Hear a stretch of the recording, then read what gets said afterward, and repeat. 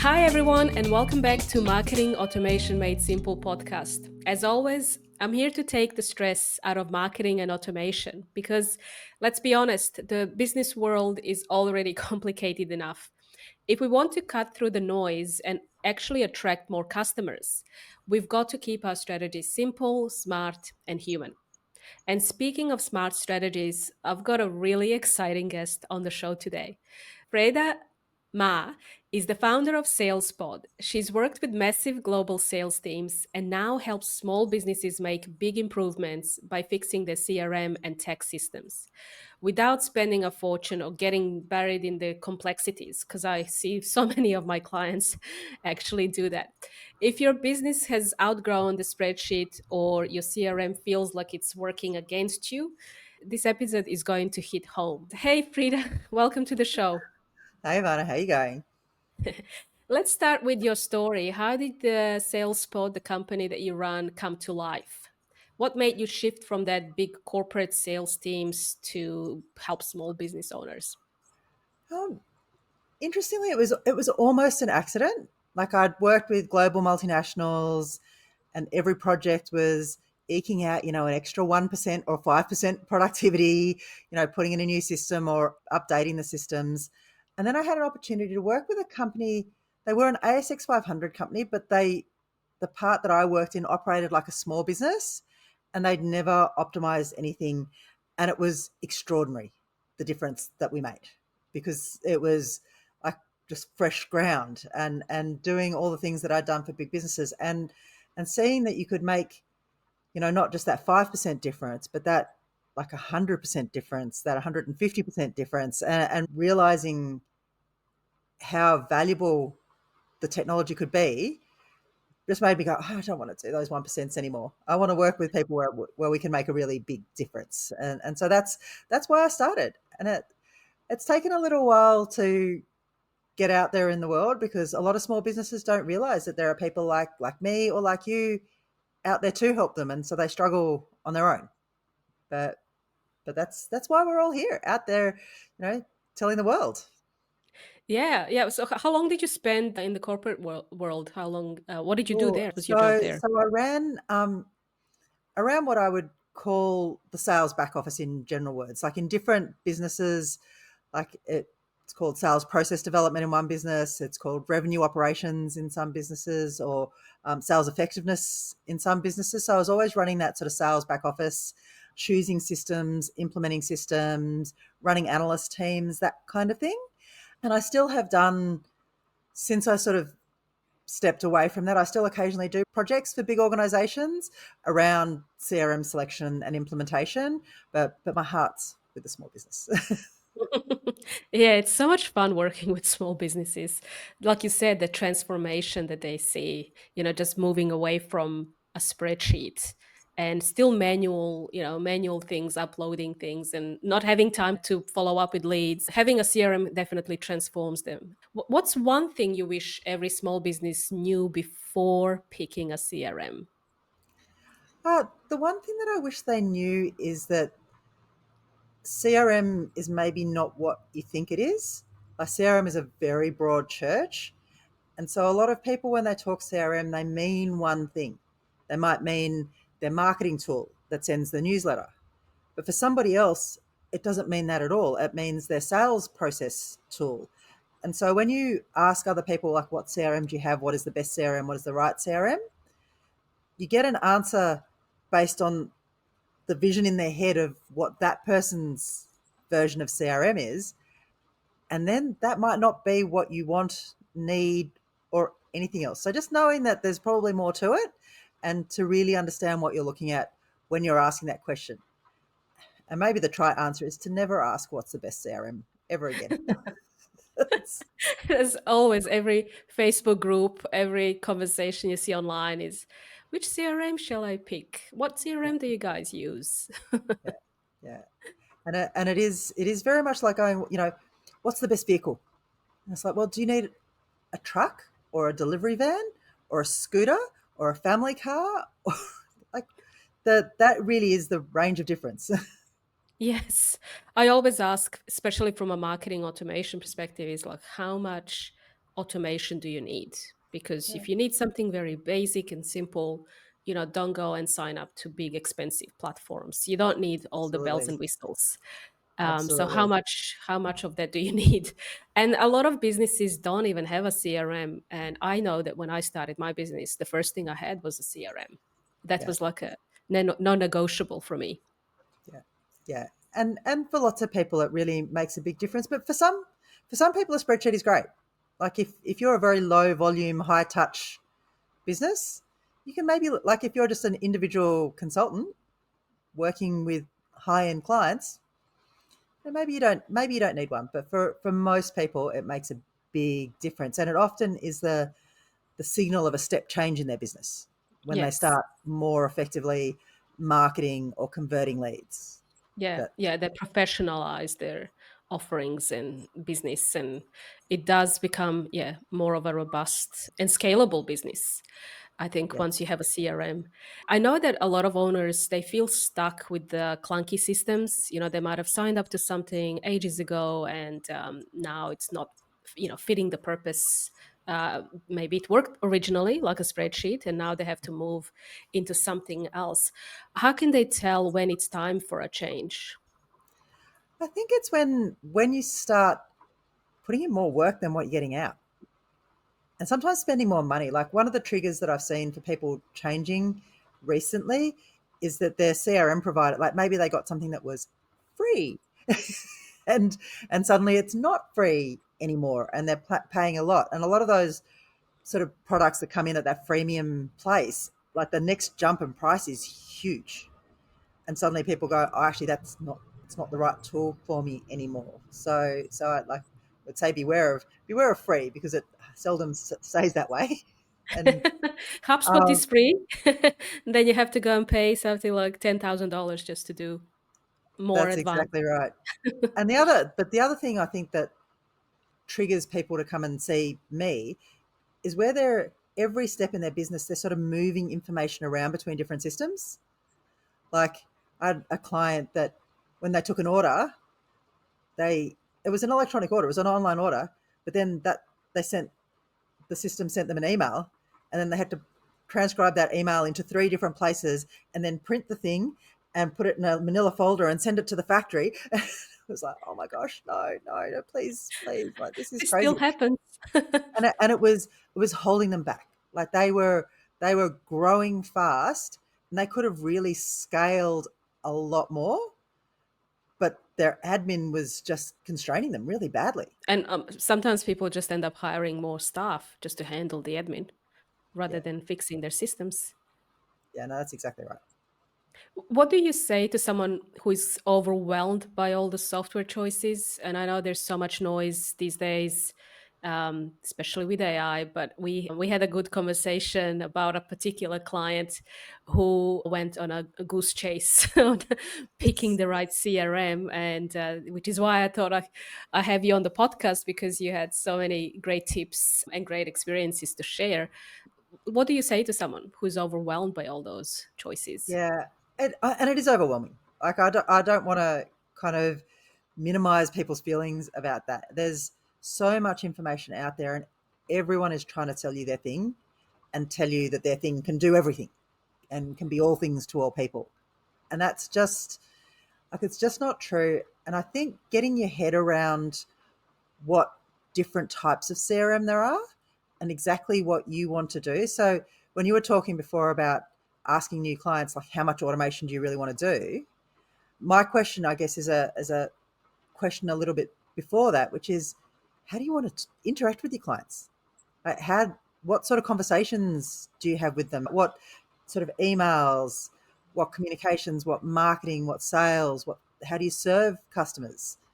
Is it online? Is it in person? And thinking about what you're doing today and what you'd like to be doing not only in the future, next month or when you have your CRM, but maybe 2, 3, 4, 5 years away. If you can think about what you want to do with your customers, how you want to talk to them, and then look for CRMs that can support that. That's really good. I like that because I always say, how can we make it easy for customers to buy from you? Yep. And then, let's think about the process of what happens before somebody gets in contact with you, during, and then after. And then try and pick a platform that can help you with that.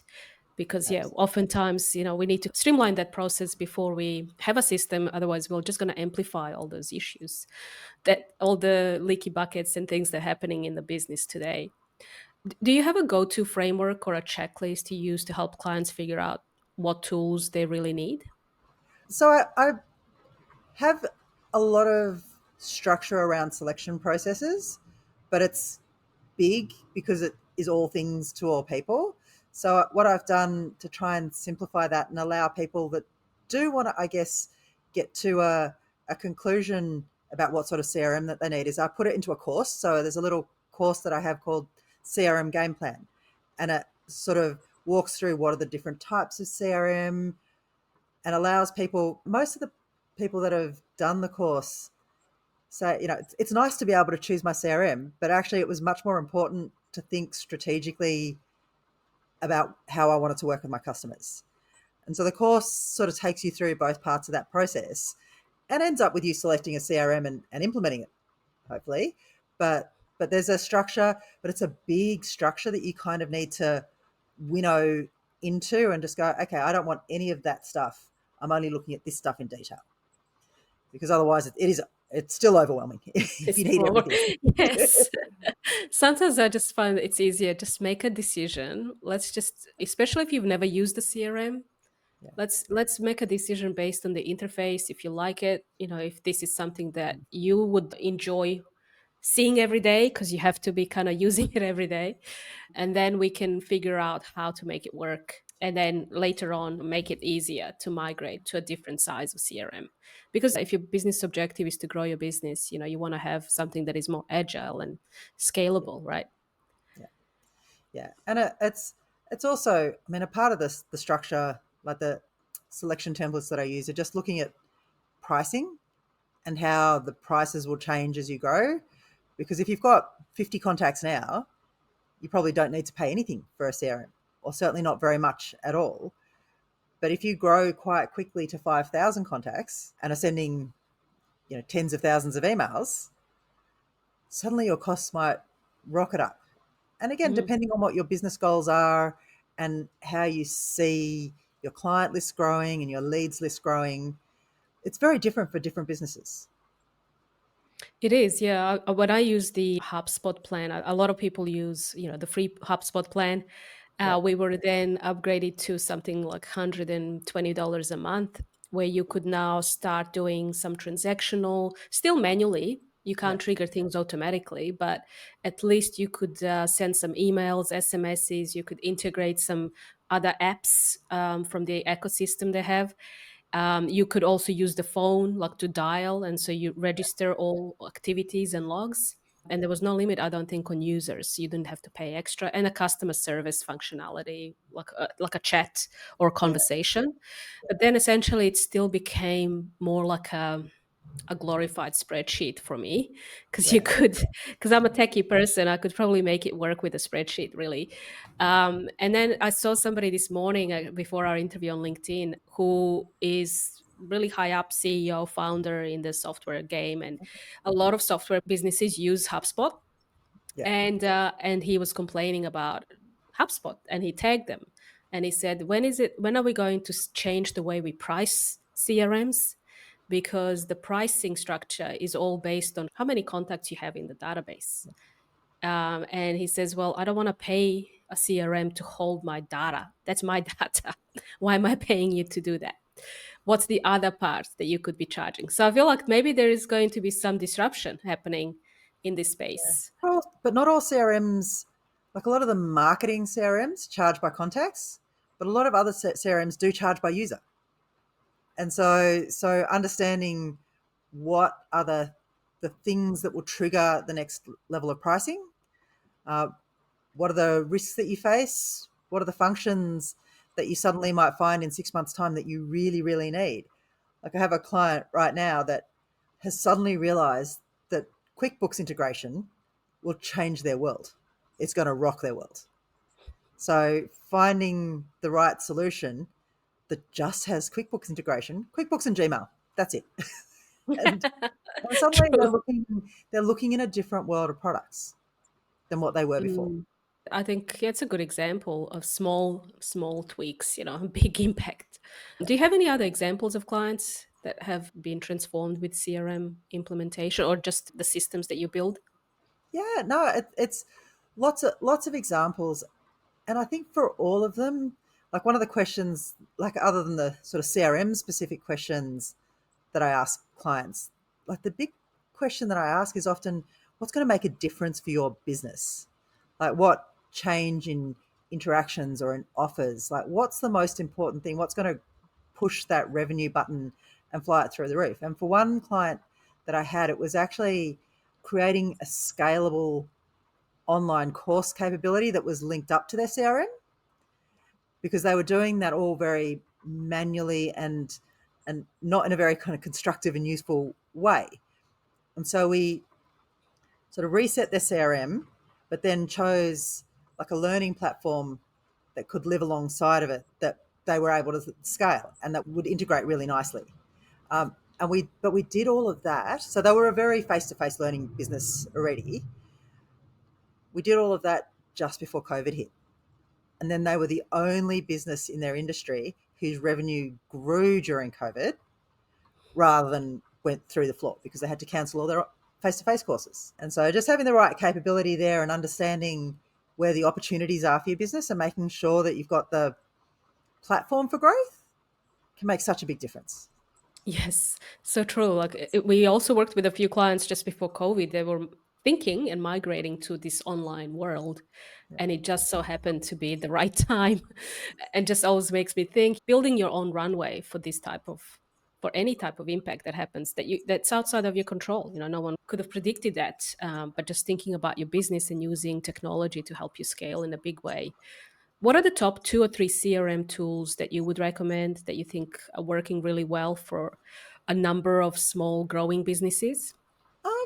Look, very different scales. So often for really kind of micro businesses that just want to collect a lead list and send some newsletters, like I'm liking MailerLite. It's a very simple, low cost tool that just works. It just works. It's not complicated, and for people that have uncomplicated needs, I really like it.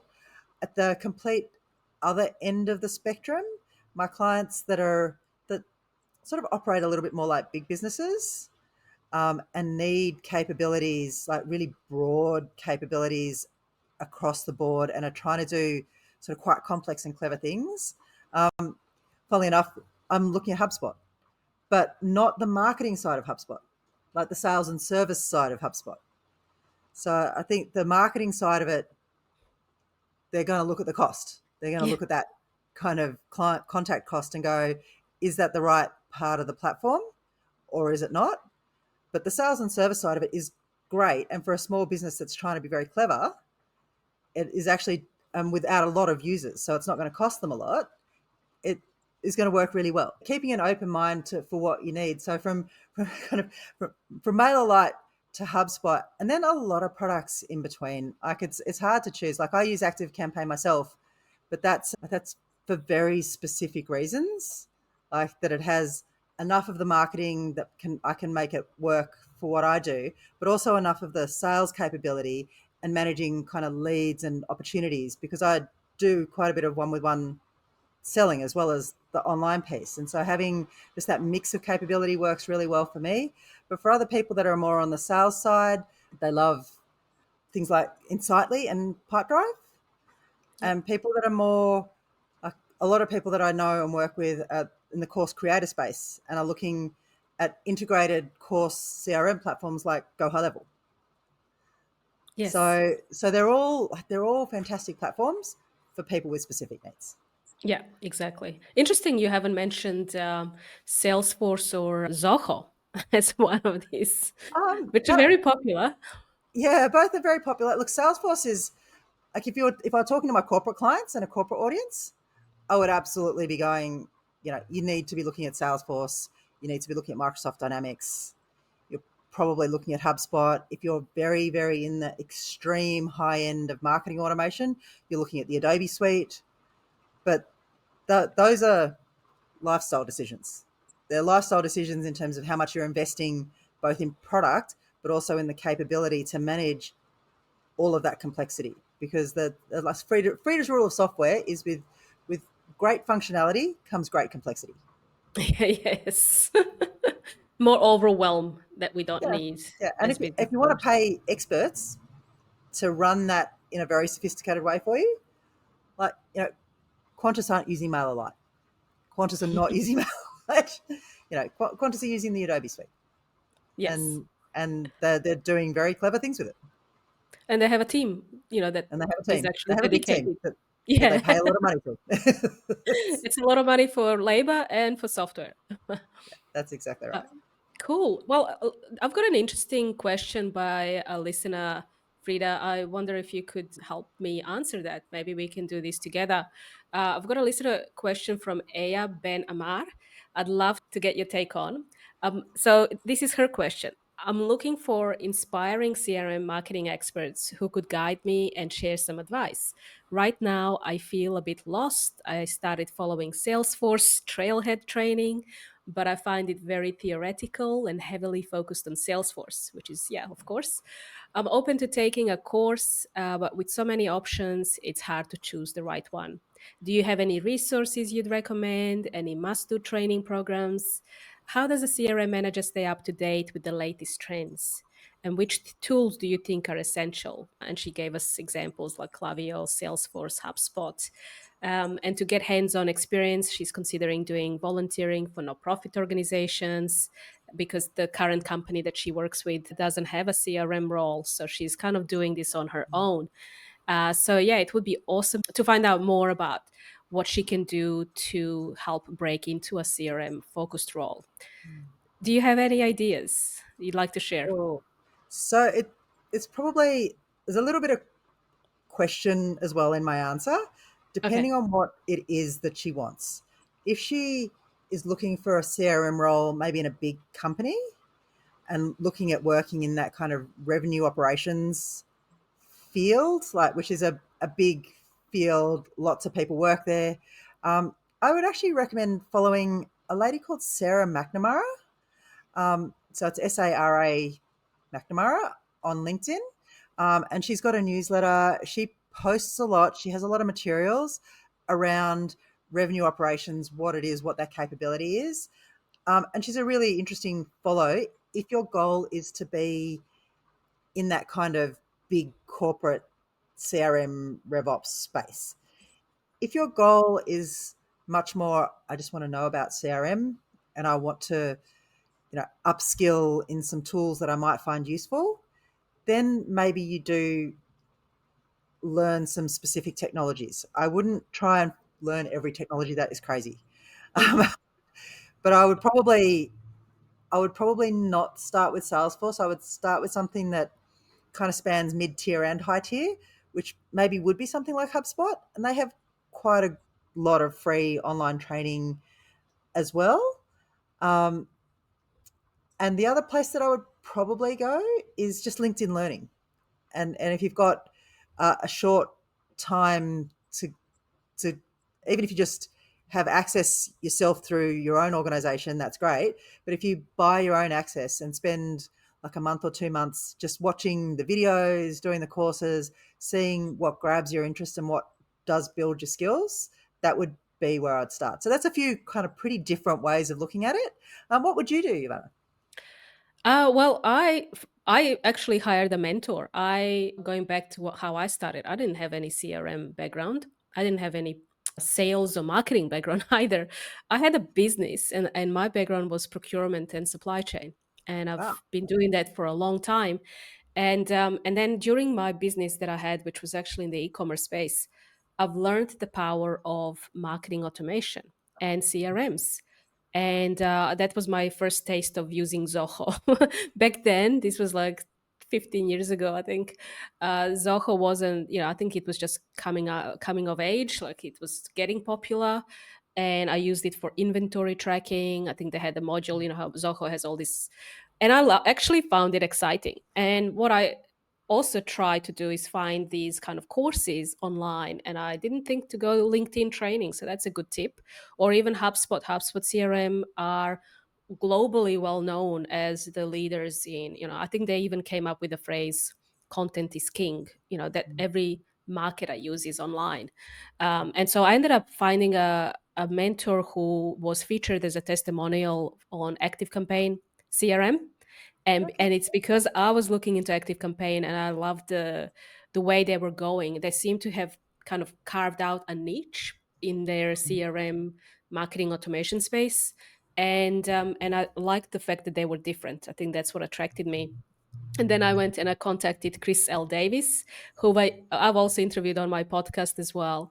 And he was the GM of marketing automation at Lead Pages. And then and I didn't know this was happening, but behind the scenes at the same time, he became the director of education at Active Campaign. Hmm. And so I approached him, just cold outreach on LinkedIn, and I said, "Hey, this is what I'm thinking of doing. I want to get into this space. Can you teach me what you do?" He didn't have any courses, and uh, and so he's like, "This is interesting." So he says, "Let me think about this." And he, I think, went away and created a course that he thought would be something that I would probably find useful. But he then created a whole mentorship and the whole program and coaching around me. And there was two of us in his first alumni that he had. There was two of us, and I was the only agency, and another guy was a more business owner who just wanted to learn the tech stuff, how to build it himself.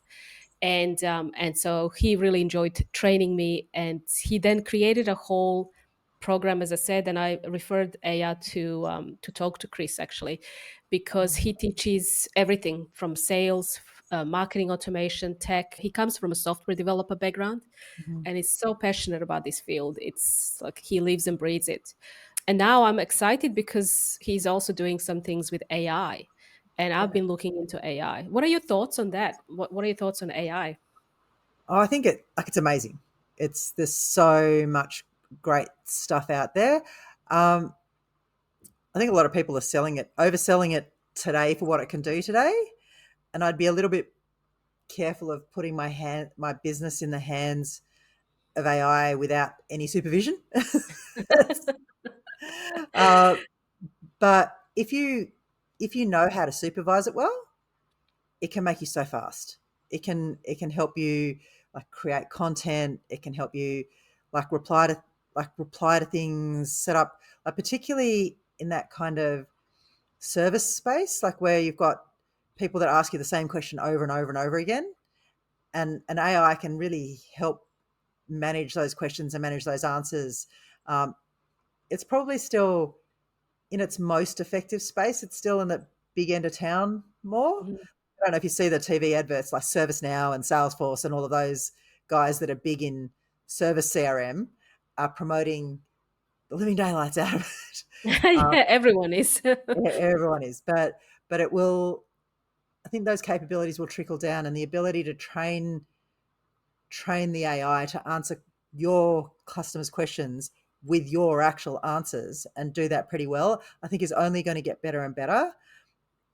And the ability to have real intelligence, like analytics in it, because at the moment the large language models are very talky, like they can do talky things really well, but the analytical things like asking them complicated questions, they don't do that well yet. But I think that bringing in the machine learning capabilities and some of the analytical capabilities is not that far away. And I think so uh, too. I think if you were trying to do it today, you would find it very hard. But Yeah. I think there'll be things coming. So it's just use what you've got, use what you can. Maybe if you're searching for a CRM, choose a supplier that looks like it's doing work in that space, which is pretty much. Let's be serious. Yeah, everyone, everyone's getting it. We've actually done a few things with AI. Our receptionist, if you call our number, office number, it's a voice agent that answers it, and it's added into my CRM.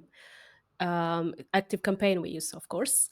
But did you see what Active Campaign has just launched? with their own artificial intelligence platform. It's a chat interface Yeah. where you could literally create automations and get insights and everything from just prompting, like a chat GPT prompt. And the other thing I'm excited that they've done is the MCP integration. So you Yeah. can integrate your Claude system and it can interact with your data, basically any data. You can start asking questions in your own chat interface. Why do you need a new chat interface? Which is really the point of AI, is to have your own knowledge base and work with your knowledge base. Yeah. You don't need to pick this platform, that platform, that platform. If you Yeah. can bring it all together, that will be the power, I think, for every small business. And now the I think the level playing field, like we have big and small businesses, I think it's Yeah. evening out. You know, and this is why we have such a big race, like the ads of all these big companies, the big tech competing in the space, is because there's a lot of money to be made, right? A lot of Yeah. money to be made with these. OpenAI has just lost about seven AI engineers, gone to Zuckerberg, Facebook, and Yeah.